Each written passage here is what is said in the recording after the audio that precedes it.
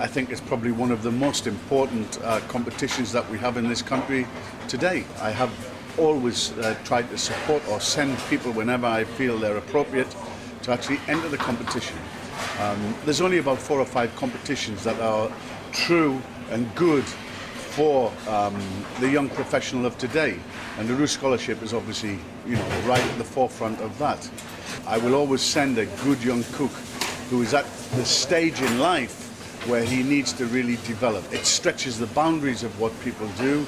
It makes them actually compete. They see exactly what their standards are, and of course, at the end of the day, if they win, it's actually a great big PR thing for the kitchen. The morale of the cooks goes up, everything about it. And then to be sent away to a 3-star restaurant somewhere in the world, well, what a prize.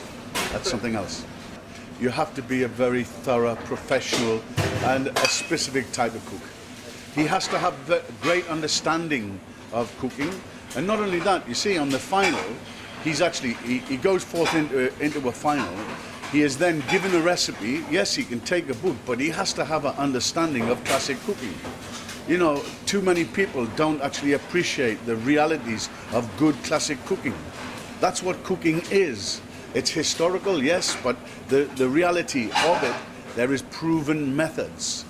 And modern day cooks and the very, very best cooks are people that have evolved with great classic cooking. I would say the Roux Scholarship would definitely be at the sous chef. Now, once that sous chef, he hasn't actually dipped his foot in the water as a head chef. The moment they actually go as a head chef, they become nervous to actually, being found not to win. And that's the problem. And people do not want to put their head on the chopping block and say, I didn't get that, and I didn't win, and I'm not good enough. That's the problem. It's always going to be at a certain level as well. The caliber of people that you actually have judging and leading the way, the Roux themselves are an enigma. And everything about them is about great excellence in classic food. I use it as a way of training and developing my people. But in realistic terms, it is very much the head chef's duty to actually say, listen, come on, get out there and train for it and develop the guy so he can actually stand on his feet and do it. I will ask a question to the guys, what's more important, the visual aspect or the taste of food? 9 times out of 10, they actually think that it's actually going to be the look of the food. What they don't seem to understand is, if something is cooked correctly and it's actually placed on a plate correctly, it will become art. You see, classical cooking, first and foremost, we have to understand the fundamentals of a kitchen. If everybody in this country understood how to bake, how to roast, how to poach, how to braise, already you're understanding cooking.